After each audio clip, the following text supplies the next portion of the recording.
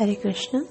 श्रीमद् भागवतम तीसरा स्कंद अध्याय 23 श्लोक संख्या 38 से प्रारंभ करेंगे।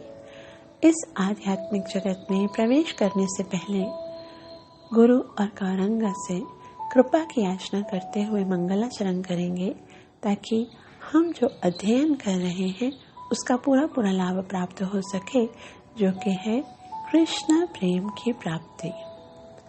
गुरवे गौरचंद्राय राधिकाय तदालये कृष्णाय कृष्णभक्ताय तद्भक्ताय नमो नमः।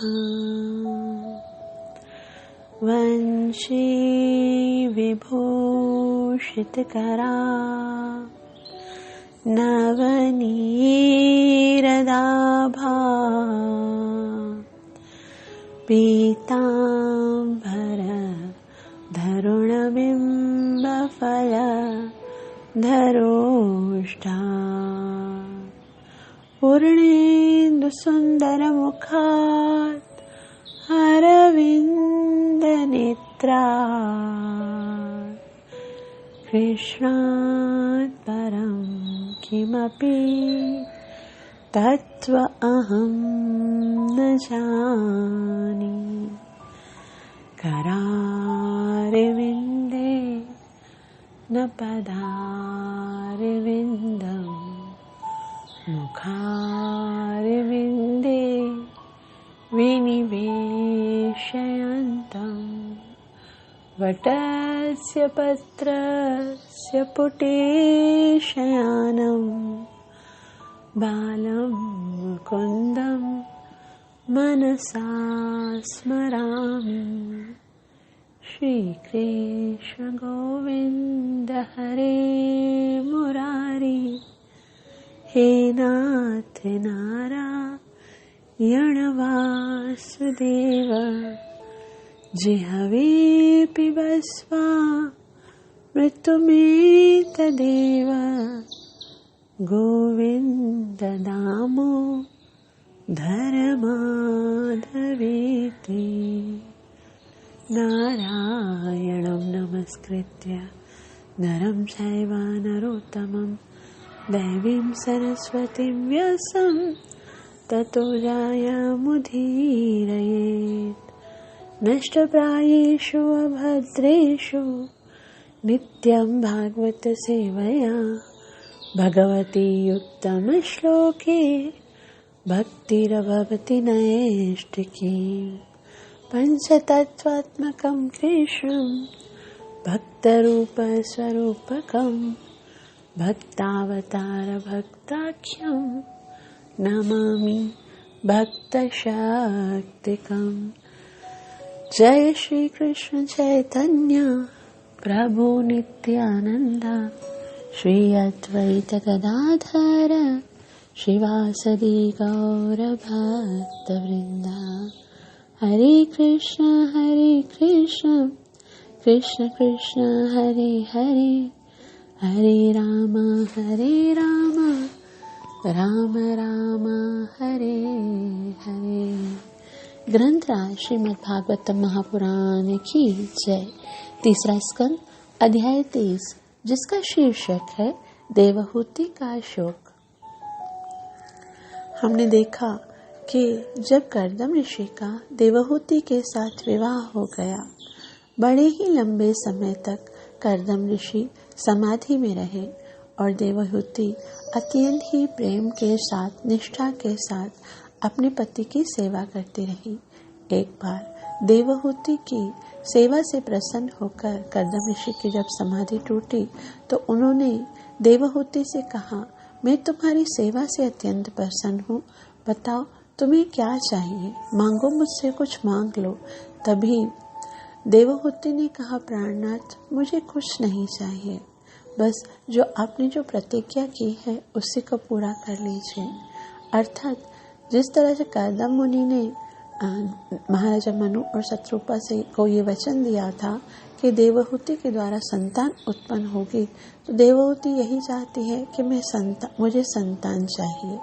तभी कर्दम ऋषि ने कहा, भगवान की कृपा से मेरे पास बहुत सारा ऐश्वर्य है, बहुत सारी सिद्धियां हैं, तो मैं तुम्हें हर वो आनंद प्रदान करूंगा जो किसी एक मनुष्य की इच्छा हो सकती है। देवहूति के देखते ही देखते कर्दम मुनि ने बहुत ही सुंदर विमान अपनी योग शक्ति से प्रकट किया। ये विमान अत्यंत ही शोभायमान था, बहुत ही सुंदर सुंदर इसके अंदर डेकोरेशन किया हुआ था, फर्नीचर था, हर एक वस्तु बहुत ही सुंदर तरीके से थी। इस विमान को देखकर देवहूति निराश हो गई, मतलब उसे ज्यादा प्रसन्नता नहीं हुई, क्योंकि वो अपने जर्जर हुए शरीर को, अपने वस्त्रों को देख रही थी कि इस हालत में मैं इतने सुंदर विमान में कैसे बैठूं। तभी कर्दम ऋषि, क्योंकि सबके हृदय की बात जानते हैं, अपनी पत्नी के हृदय की बात भी जान गए और उन्होंने देवहूति से कहा कि हे देवी, आप इस बिंदु सरोवर में स्नान कीजिए और आपके सारे मनोरथ सिद्ध हो जाएंगे। जैसे ही देवहूति ने बिंदु सरोवर में स्नान करने के लिए अंदर जाती हैं तो 1000 गंधर्व कन्या वहाँ पर उसकी सेवा के लिए उपलब्ध हो जाती हैं और देवहूति को बहुत ही सुंदर स्नान करा के और उनको श्रृंगार करा के, सुंदर सुंदर वस्त्र पहना के, आभूषण पहना के वो कर्दम ऋषि के समक्ष प्रकट होती हैं। और कर्दम ऋषि जब देवहूति को देखते हैं तो उन्हें लगता है कि जैसे पहले अपने माता पिता के घर से आई थी, जितनी सुंदर थी, उससे भी ज्यादा सुंदर आज देवहूति लग रही थी। और फिर कर्दम ऋषि जो हैं, उन्होंने भी विमान में स्नान किया और वो भी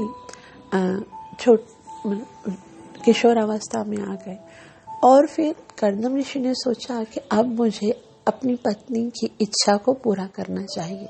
यहाँ तक हमने पढ़ा, लेकिन यहाँ से हमें आगे एक बहुत ही सुंदर बात श्रवण करने के लिए मिलेगी कि कर्दम ऋषि जो भी कर रहे हैं वो अपनी पत्नी को संतुष्ट करने के लिए कर रहे हैं। उनके मन में काम वासना की रंच मात्र भी इच्छा नहीं है। उन्होंने अपना जो स्तर है, लुप्त महिमा, आज हम जो श्लोक पढ़ेंगे, श्लोक 38 में हमको पता चलेगा कि एक भक्त जो होता है उसके जीवन में चाहे कितना भी वैभव, कितना भी अपूर्व यश या फिर जितनी भी लग्जरियस लाइफ उसकी हो, चाहे जितना भी काम वासना का या फिर इंद्रिय भोग का उसको अवसर मिले, लेकिन उसका मन जो है वो सदैव भगवान में लगा रहता है।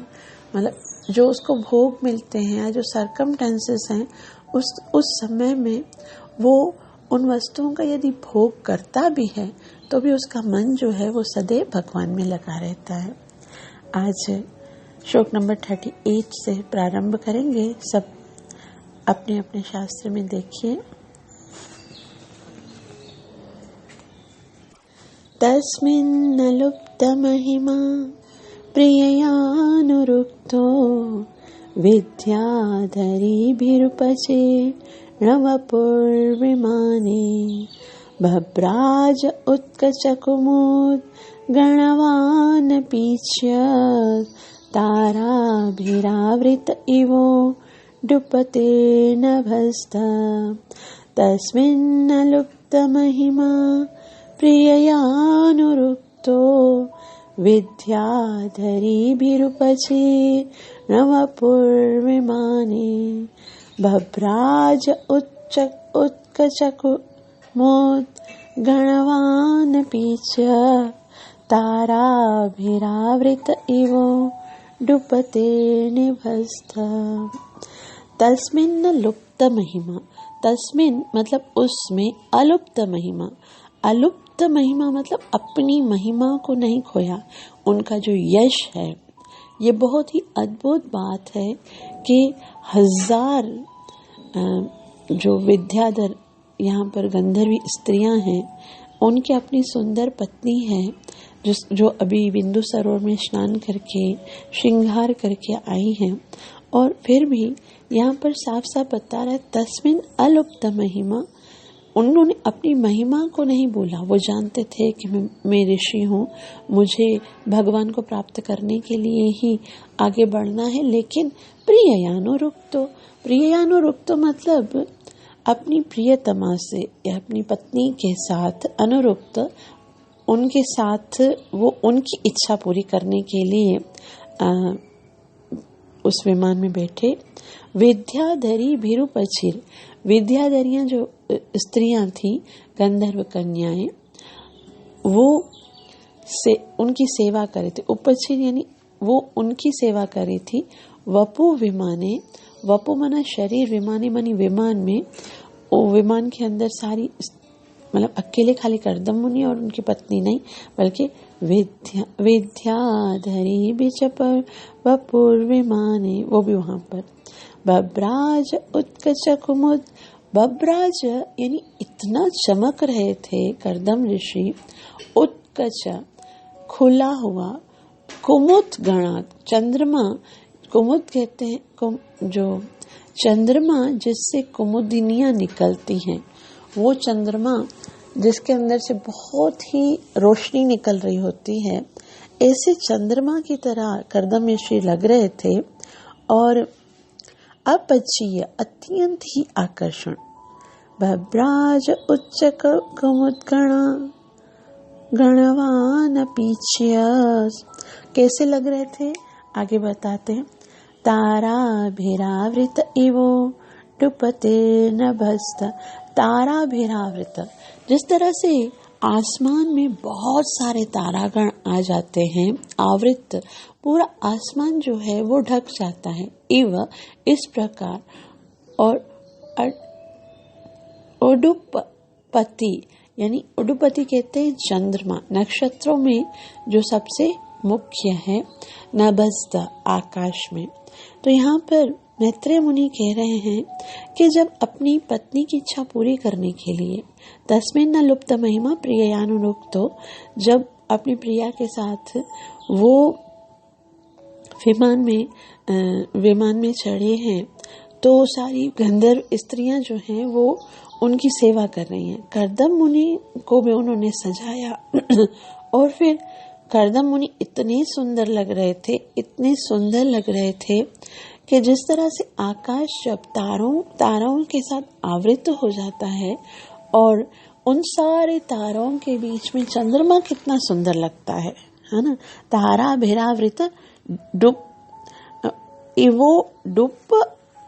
डुपति निबस्त, डुपति का मतलब होता है जिस तरह से सारे तारों में जो सारे नक्षत्रों के मुख्य चंद्रमा हैं, जब वो दिख रहे होते हैं तो तारों की चमक कितनी मांद हो जाती है ना। छोटे छोटे तारे खूबसूरत तो लगते हैं, मगर चंद्रमा जो है वही सबके लिए केंद्र बिंदु होता है।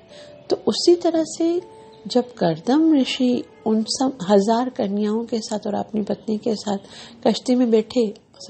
विमान में बैठे, तो वो बिल्कुल चंद्रमा की तरह लग रहे थे। अनुवाद।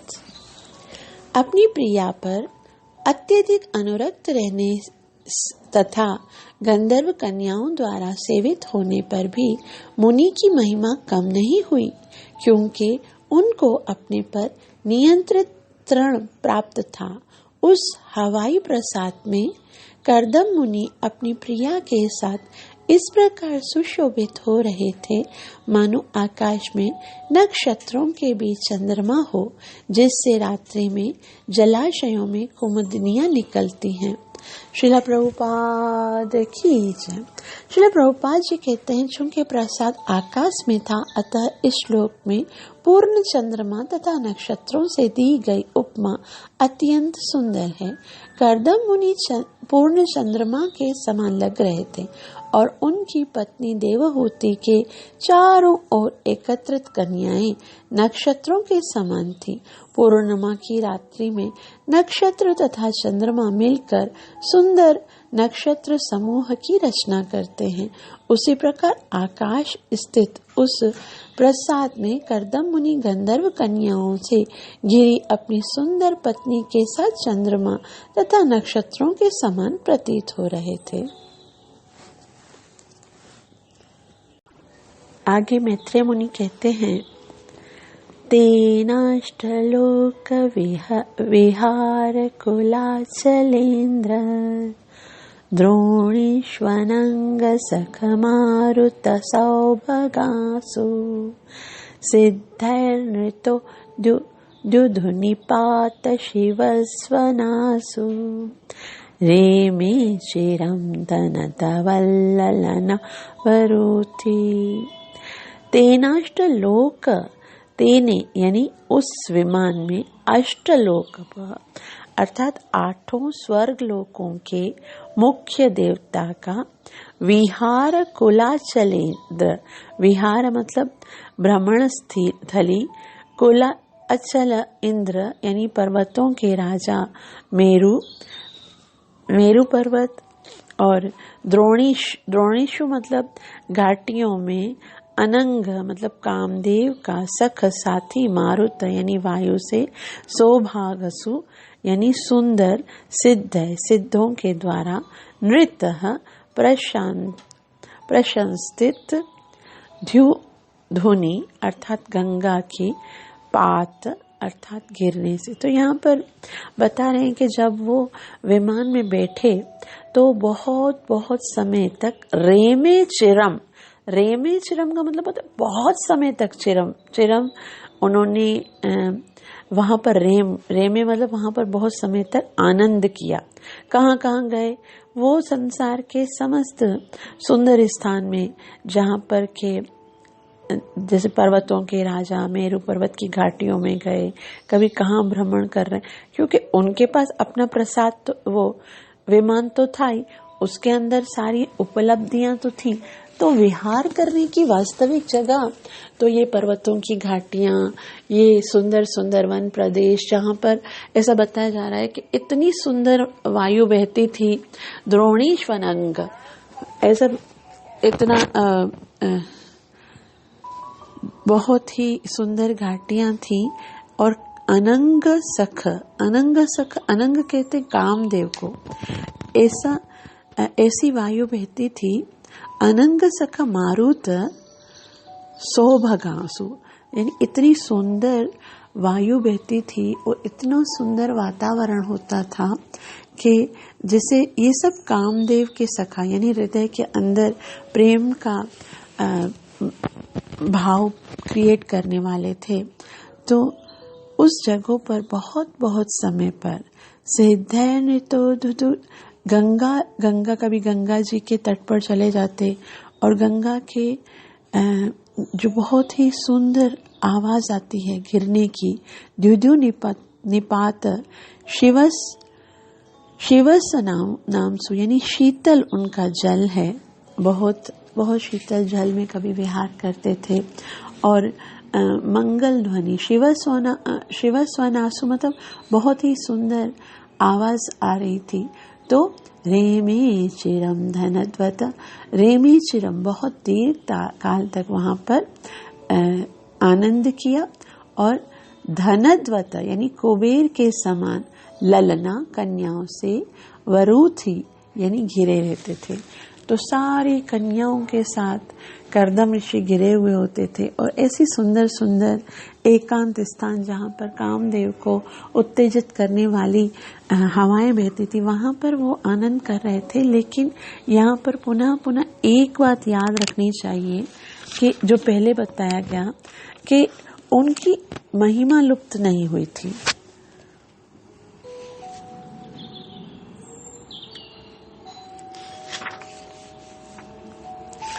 मतलब वो अपने महिमा को नहीं भूले थे कि मैं एक ऋषि हूँ और मेरे जीवन का लक्ष्य भगवान की प्राप्ति है, और ये कोई साधारण स्थान नहीं थे।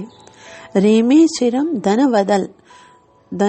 दवल्लना वरुथि यानी कि जो देवताओं के जो मुख्य धनपति हैं, धनपति मतलब जो कुबेर हैं, जो देवताओं के धन की राशि को संभालने वाले हैं, वो जहाँ पर इतने रईस हैं, वो जहाँ पर जाकर आनंद करते हैं, वही जगह पर ये कर्दम मुनि जो है वो इतनी सारी स्त्रियों के साथ, अपनी पत्नी के साथ आनंद कर रहे थे, लेकिन उनका मन सदैव भगवान में लगा रहता था। अलुप्त महिमा, ये हमेशा क्योंकि हम कभी कभी किसी को देखते हैं ना, अगर तो उसको देखकर ही अनुमान लगाते हैं, है ना। कोई ऋषि होता है, अगर किसी स्त्री के साथ देख भी लिया जाए तो कैसे सोचते हैं कि ये देखो इतना बड़ा ऋषि था, अब स्त्रियों को लेकर घूम रहा है, लेकिन उसके मन का भाव हमें नहीं खबर होती है कि किस भाव के साथ वो उसके साथ न जा रहा है या कुछ। तो हमेशा हमें दूसरों को सम्मान देना चाहिए, देखकर ये अनुमान नहीं लगाना चाहिए कि वो बोले, मतलब उसके बारे में उल्टा सीधा कहने लग जाए। हर किसी का अपना अपना एक स्वभाव होता है, अपना अपना पॉइंट ऑफ विजन होता है। हमें दूसरों को देखकर गलतियां निकालने की प्रवृत्ति को खत्म कर देना चाहिए। कोई कैसा भी कर रहा है, वो अपनी बुद्धि के द्वारा निर्णय लेकर कर रहा है। अगर आपकी बात मान रहा है तो हम इसे बता सकते हैं भाई ये चीज़ है, लेकिन हम किसी के ऊपर आरोप नहीं लगा सकते कि आप गलत ही हो। ठीक है, तो यहाँ पर अनुवाद देखिए।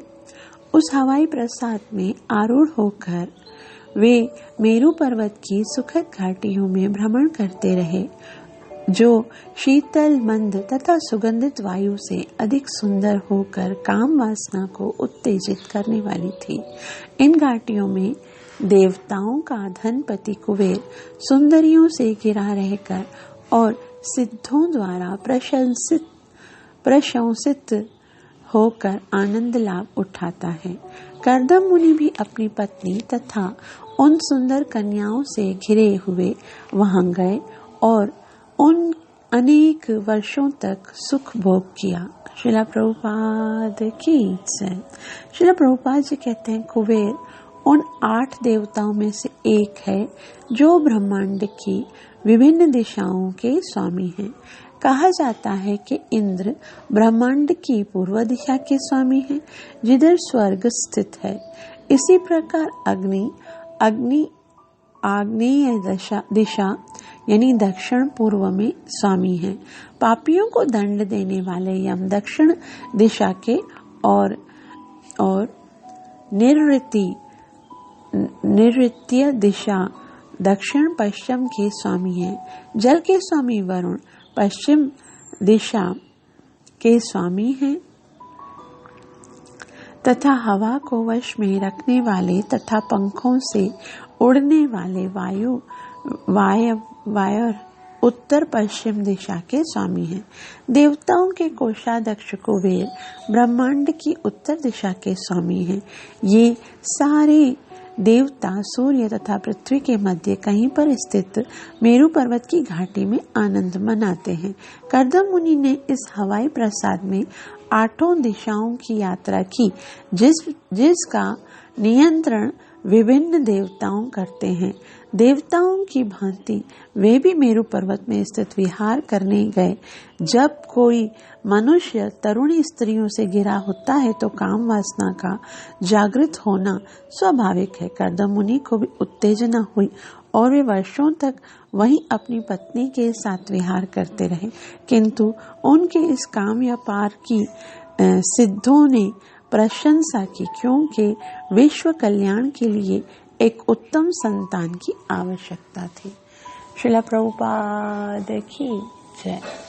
तो श्रीला प्रभुपाद जी बताते हैं कि जो ये विभिन्न देवता हैं जो कि अलग अलग दिशाओं के स्वामी हैं, वो एक देवता के केंद्र में उसके एक ही दिशा आती है और वो वहीं पर भ्रमण करता है। लेकिन कर्दम ऋषि जो है वो इन सारी दिशाओं में जाकर अलग अलग दिशाओं में जाते थे, आनंद करते थे, और उनके कारण जो सिद्ध होते थे वो उनकी, जब उनको देखते थे तो उनकी प्रशंसा करते थे, उनको आशीर्वाद देते थे, क्योंकि उन सबको पता था जो जिधर से भी कर्दम ऋषि और देवहूति जाते थे तो सब उनको प्रणाम करते थे, नतमस्तक हो जाते थे, बड़े बड़े ऋषि मुनि, बड़े बड़े देवता भी। इसका कारण ये है कि सब जानते थे कि कल साक्षात भगवान इनके यहाँ पर जन्म लेने वाले हैं, तो ये कितनी महान दाम्पत्य हैं, जो भगवान को इस भौतिक जगत में प्रकट करने का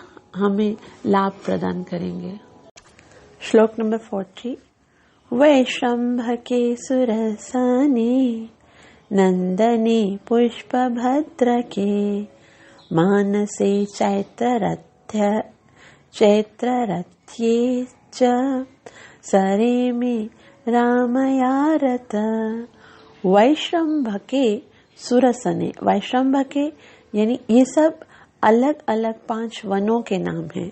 वैशंभक उद्यान में, सुरसने यानी सुरसन में, नंदने यानी नंदन कानन वन में, पुष्प भद्रके यानी पुष्प भद्रक में, मानसे यानी मानसरोवर के तट पर, चैत्र रथ्ये अर्थात चैत्रपथ में, च तथा स वह, रेमे रामया, रेमे यानी भोग करता रहा, रामया यानी अपनी पत्नी के साथ, रत यानी संतुष्ट।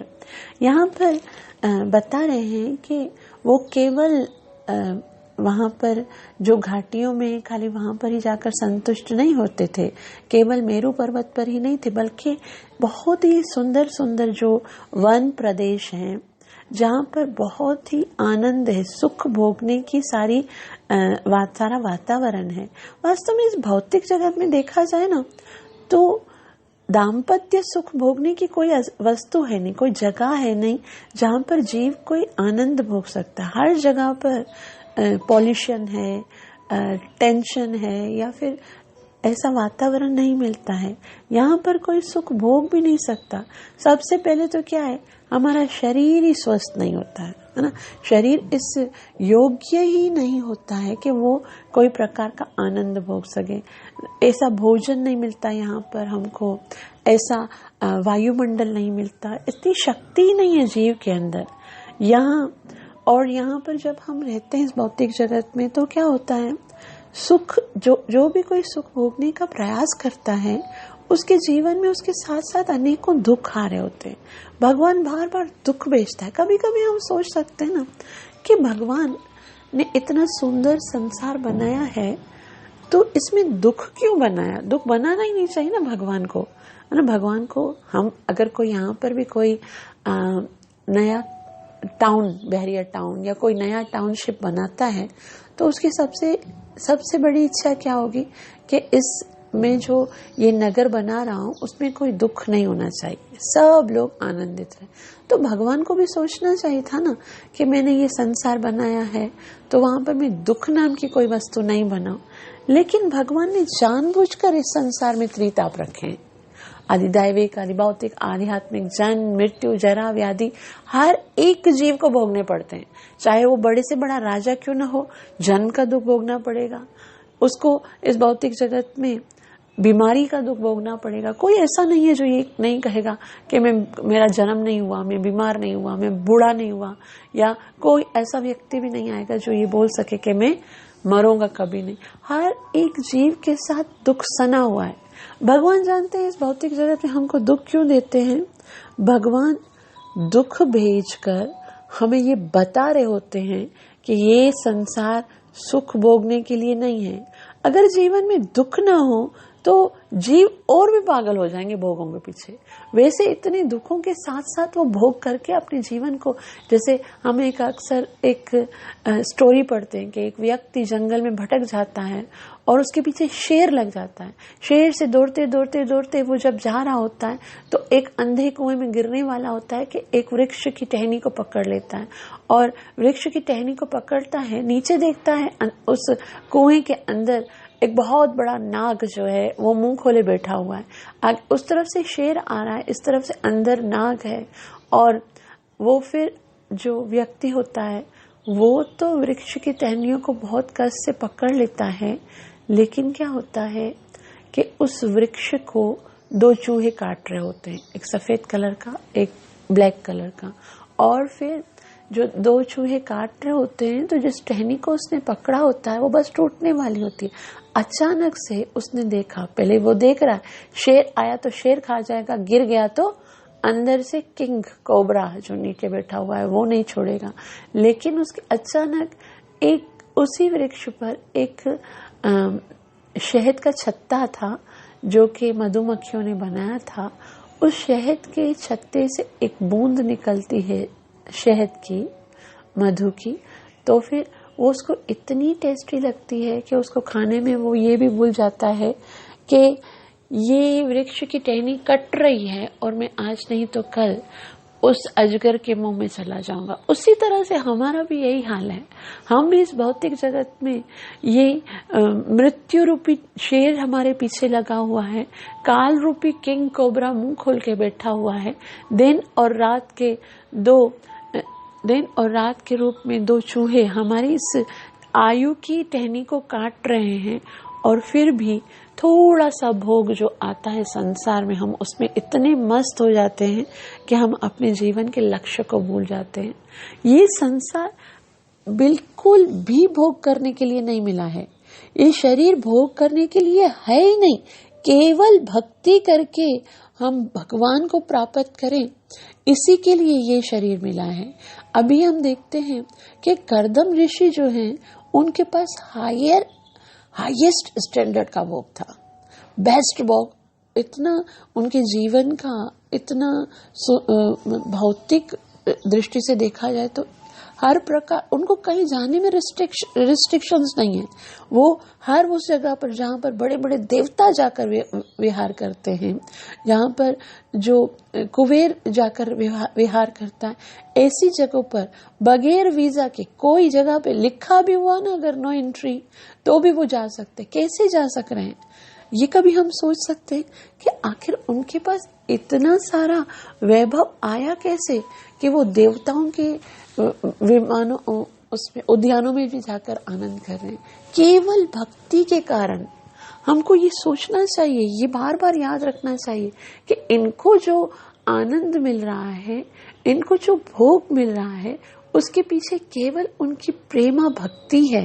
वो प्रेम के साथ श्री नारायण जी का जप करते थे, भगवान ने उनको ये आनंद प्रदान किया है। तो भगवान की भक्ति करने के बाद हमारा कुछ भी वेस्ट नहीं होता है, कुछ भी घटता नहीं है हमेशा, बल्कि जो जो वस्तुओं की हमें इच्छा होती है वो सारी वस्तुएं हमें प्राप्त हो जाती हैं।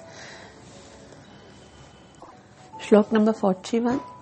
ब्राजेष्कुणा विमानेन कामगेन महीयसा वैमानिका नत्यशेत चरल्लोकान्यथा नील। ब्राजेष्कुणा विमानेन, ब्राजेष्कुणा मतलब कांतिमान, बहुत ही चमक वाला, बहुत ही सुशोभित जो विमान है ना, यानी जो विमान था। कामगेन महीयसा, कामगेन मतलब इच्छा के अनुसार उड़ रहा था। उसकी जिधर इच्छा होती थी ना उनको जाने की, जिधर जिधर इच्छा करते थे उधर उधर वो भाग रहा था। वैमानिका नित्य शेत, वैमानिका यानी अपने विमान में स्थित देवतागण, अत्यशेत यानी आगे बढ़ गया। वो जो देवता होते थे ना, वो भी हर जगह पे नहीं जा सकते, मतलब अपना अपना जिनका केंद्र होता है, लेकिन फिर भी कर्दम ऋषि क्या करते हैं, वो सारे विमानेन कामगेन महीयता, यानी कि वो देवताओं से भी आगे, कुछ आगे बढ़कर वो आनंद कर रहे थे, यानी कि वो हर जगह पे जा सकते थे। वैमानिका नित्य येष, वो अपने अपने स्थित जो विमान में बैठे होते थे, अशेता आगे बढ़ गया। चरण यात्रा करते हुए, लोकान यानी लोकों से होकर, यथा नील, यथा मतलब जिस प्रकार, नील मतलब वायु, जैसे वायु होती है ना, वायु किधर से भी जाए उसको कोई रोकेगा तो नहीं ना कि आप इधर से नहीं जाओ, वायु तो हर जगह से जा सकती है। उसी तरह से कर्दम ऋषि का जो विमान है वो भी इच्छा कामगेन महीयता, यानी वो इच्छा के अनुसार किधर से भी जाता था, उसको भी कोई रिस्ट्रिक्शंस नहीं थी, कोई रोक टोक नहीं थी, वो कहीं से भी आनंद के लिए जा सकते थे। और बाकी सारे देवता जो हैं वो उनके सामने फीके लगने लगते थे। वैमानिका नित्य शेत चरण लोकान यथा नील। अनुवाद देखिए, वे रास्ते में विभिन्न लोकों से होकर उसी प्रकार यात्रा करते रहे जिस प्रकार वायु प्रत्येक दशा में अबाध्य रूप से चलती रहती है। उसी महान तथा कांतिमान हवाई प्रसाद में जो उनकी इच्छा अनुसार उड़ सकता था, बैठकर वे देवताओं से बाजी मार ले गए। श्रील प्रभुपाद की जय। श्रील प्रभुपाद जी कहते हैं, देवताओं द्वारा निवेशित लोग अपनी अपनी कक्षाओं तक ही सीमित रहते हैं, किंतु कर्दम मुनि अपनी योग शक्ति से बिना रोक टोक के ब्रह्मांड की किसी भी दिशा में यात्रा कर सकते थे। इस ब्रह्मांड में रहने वाली जीव आत्माएं बद्ध जीव कहलाती हैं, अर्थात वे अन्यत्र जाने के लिए स्वच्छंद नहीं हैं।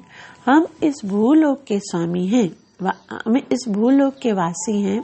हम अन्य लोकों में स्वच्छंद विचरण नहीं कर सकते। आधुनिक युग में मानव अन्य लोक यानी ग्रहों में जाने का प्रयत्न कर रहा है, किंतु अभी तक वह सफल नहीं रहा है। अन्य किसी लोक की यात्रा करना संभव नहीं है, क्योंकि प्राकृतिक नियमों के कारण देवता तक एक लोक से दूसरे लोक में नहीं आ जा सकते, किंतु कर्दम मुनि अपनी योग शक्ति से देवताओं से भी आगे निकल गए और वे समस्त दिशाओं में आकाश में यात्रा कर सकते थे। यहाँ पर दी गई उपमा सटीक है। यथा नील, अनिल शब्द से इस बात का सूचक है कि वायु बिना रोक टोक के कहीं भी विचरण कर सकती है। उसी तरह से कर्दम मुनि भी ब्रह्मांड की समस्त दशाओं में विचरण कर रहे थे। श्रील प्रभुपाद की जय। तो हमें ये याद रखना चाहिए कि उनको ये सब वैभव कैसे प्राप्त हुआ, आखिर उन्होंने क्या किया था कि वो देवताओं से भी आगे निकल गए। उन्होंने केवल भगवान की भक्ति की थी, तो भक्ति के अंदर बड़ा बल है। भक्ति के द्वारा हम असंभव को भी संभव कर सकते हैं। वो भगवान जिसकी हम भक्ति करते हैं उसके लिए कुछ भी असंभव नहीं है। उसी तरह से जो भक्त भगवान श्री कृष्ण की भक्ति करता है वो संसार के समस्त भोगों को, समस्त वस्तुओं को प्राप्त कर सकता है, आनंद हर प्रकार का ले सकता है। आगे कहते हैं, बहुत ही सुंदर श्लोक है, श्लोक नंबर 42। इसमें कहते हैं, किम दुरापादनम तेषां पुंसाम उद्याम चेतसाम यैराश्रितस्तीर्थपद शरणो व्यसनात्यय किम दुरापादनम तेषां पुंसाम उद्याम चेतसाम यैराश्रितस्तीर्थपद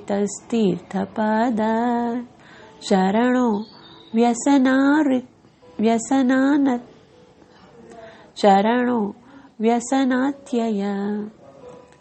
किम दुरापानम, किम मतलब क्या, दुरापानम मतलब प्राप्त करना कठिन या दुर्लभ है। उन व्यक्तियों के लिए जो भगवान की शरण में जाते, किम दुरापा, उनके लिए कुछ भी ऐसा वस्तु नहीं है जो दुर्लभ है। पुंसाम का मतलब होता है मनुष्य, उद्दाम चेतसा, दो दृढ़ संकल्प के साथ भगवान श्री हरि की भक्ति करते हैं। उद्दाम चेतसम, जो पूरा विश्वास रखते हैं भगवान पर और पूरे विश्वास के साथ, प्रेम के साथ भगवान की भक्ति करते हैं। यैराश्रित, यय माना जिसके द्वारा, आश्रित यानी शरण ली है, तीर्थ पद, यैराश्रित तीर्थ पद, तीर्थ पद मतलब भगवान, जिन्होंने भगवान के चरण कमलों की शरण ली है। तीर्थ पद चरणों यानी भगवान श्री कृष्ण के चरण कमलों की शरण जो लेते हैं। व्यसन अत्यय, भाव भय को रहने वाले, हरने वाले, यानी सारे संसार के जितने भी दुख हैं, कष्ट हैं, भाव भय हरण भगवान की शरण जब कोई ले लेता है तो उसके लिए कुछ भी मुश्किल नहीं है। किम दुरापान तेषाम, उसके लिए कुछ भी कठिन नहीं है। वो संसार का हर एक कार्य कर सकता है, वो असंभव को भी संभव बना सकता है। जो चीज किसी देवता के लिए प्राप्त करना भी कठिन है, वो भी वो व्यक्ति जो भगवान के चरणों को स्वीकार करता है। ये राश्रित तीर्थ पद चरणों, जो भगवान तीर्थ पद यानी जिस जगह पर भगवान का चरण आता है वो तीर्थ स्थान होता है। जिस जल को भगवान के चरणों का स्पर्श हो जाता है वो गंगा नदी बन जाता है। तो ऐसे भगवान के चरणों की जो शरण लेता है उसके लिए किम दुरापान, उसके लिए क्या मुश्किल हो सकता है। कुछ भी ऐसा नहीं है जो वो प्राप्त करना चाहे और उसे प्राप्त न हो। संसार की वस्तुओं को प्राप्त करने के लिए हम कितना कठिन परिश्रम करते हैं। छोटी छोटी वस्तुओं के लिए जीवन गुजर जाता है प्राप्त करने के लिए, और जीवन गुजर जाता है जब प्राप्त होता है तो हम उसका भोग नहीं कर पाते हैं। लेकिन जो भगवान की चरणों की शरण लेता है उसे एक एक वस्तु के लिए तरसना नहीं पड़ता। जिस तरह से हम इस भौतिक जगत में एक वस्तु की प्राप्ति के लिए कठिन तपस्या करते हैं, फिर दूसरी वस्तु, फिर तीसरी, लेकिन जो केवल भगवान की भक्ति करता है, यहाँ पर कितना सुंदर ये राश्रित तीर्थ पदश, जो भगवान के चरण कमलों के शरण लेता है, उनका आसरा लेता है, तो वो तो जन्म मरण के दुख को मिटा सकता है। फिर संसारी भौतिक क्लेशों की या भौतिक वस्तुओं की प्राप्ति की क्या बात करनी, उसके लिए कुछ भी मुश्किल नहीं है। किम दुरापान तेषाम पुंसाम उद्दाम चेतसाम, वो उनके लिए कुछ भी मुश्किल नहीं है। श्रीला प्रभुपाद जी कहते हैं, जिन्होंने पूर्ण पुरुषोत्तम भगवान के चरण कमलों की शरण प्राप्त कर ली है, उन दृढ़ प्रतिज्ञ मनुष्यों के लिए कौन सी वस्तु दुर्लभ है।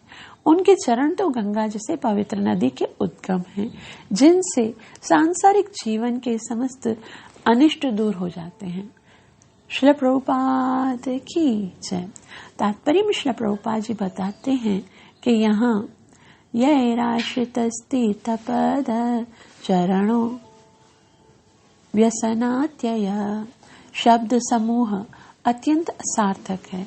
पूर्ण पुरुषोत्तम भगवान तीर्थ पाद कहलाते हैं, गंगा पवित्र नदी कहलाती है, क्योंकि यह भगवान विष्णु के पांव के अंगूठे से निकली है। गंगा भक्त जीवों के समस्त भौतिक संतापों का निवारण करने के निमित्त है। अतः जिस जीव आत्मा ने भगवान के पवित्र चरण कमलों की शरण ग्रहण कर ली है, उसके लिए कुछ भी असंभव नहीं। तो यहाँ श्री प्रभुपाद जी बोलते हैं, जब भगवान के चरण कमलों को स्पर्श करके गंगा के अंदर इतना पावर आ जाता है कि वो समस्त जीवों के समस्त तापों पापों को नष्ट कर सकती है, तो वो जीव जो साक्षात भगवान के चरण कमलों के साथ सटे रहते हैं, जो सदैव भगवान के चरण कमलों की शरण को ग्रहण करते, वो तो गंगा से भी अधिक, गंगा ने एक क्षण के लिए भगवान के चरणों का संग किया और उसके अंदर इतनी पवित्रता आ गई, तो वो भक्त जो सुबह से लेकर रात तक भगवान के चरण कमलों का ध्यान करते रहते, उनके लिए क्या कुछ असंभव हो सकता है। तो किम दुरापान तेषाम, उनके लिए कुछ भी असंभव नहीं रहता है।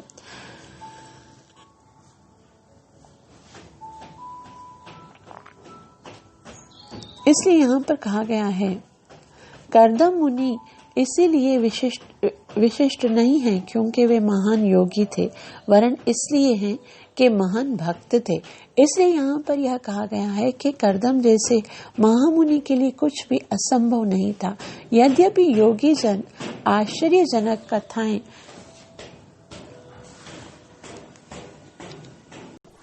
योगीजन आश्चर्यजनक कलाएं दिखा सकते हैं, जैसा कि कर्दम ने पहले ही कर दिखाया था, किंतु वे किसी सामान्य योगी से बढ़कर थे, क्योंकि वे भगवान के परम भक्त, इसीलिए वे सामान्य योगी की उपेक्षा अधिक महिमा मंडित थे।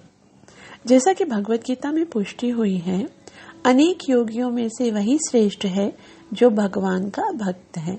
योगी नाम अपि सर्वेषां मद्गतेनांतरात्मना श्रद्धावान भजते यो मां समे युक्त तमामथा।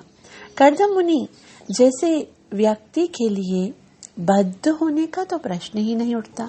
वे पहले से ही मुक्त थे और देवताओं से भी बढ़कर थे, क्योंकि वे भी बद्ध होते हैं। यद्यपि वे अपनी पत्नी तथा अन्य अनेक स्त्रियों के साथ विहार कर रहे थे, किंतु भौतिक बद्ध जीवन से ऊपर थे। इसलिए व्यसनात्ययः शब्द प्रयुक्त हुआ है, जो यह सूचित करता है कि वे बद्ध जीवों की स्थिति से ऊपर थे, वे समस्त भौतिक सीमाओं से परे थे। श्रील प्रभुपाद की जय। तो यहाँ पर बहुत ही सुंदर कर्दम मुनि और देवहूति के विहार का वर्णन हो रहा है। भगवान के भक्त यदि भौतिक कार्य कोई करते भी हैं शुद्ध वैष्णव, तो उसके पीछे भगवान की इच्छा होती है, क्योंकि भगवान की इच्छा थी। भगवान अभी कपिल देव के स्वरूप में आना है उनको, तो दाम्पत्य जीवन में, हालांकि कर्दम मुनि तो कितने समय तक तपस्या कर रहे थे, लेकिन भगवान ने स्वयं उनको यह अवसर दिया कि वो विहार करें और उनके द्वारा भगवान का प्राकट्य हो। तो उनका कोई भी आचरण केवल और केवल भगवान की प्रसन्नता के लिए होता है, जो भगवान के भक्त होते हैं। और उनको जब भगवान की भक्ति करते हैं, उनके लिए कुछ भी असंभव नहीं होता है। उनके लिए हर वो कार्य जो दूसरे देवताओं के लिए भी मुश्किल हो जाता है, वो भी संभव हो जाता है। आप सबका बहुत बहुत धन्यवाद। कृपया साथ रहिएगा और मेरे लिए प्रार्थना करना कभी मत भूलिएगा। हरे कृष्ण।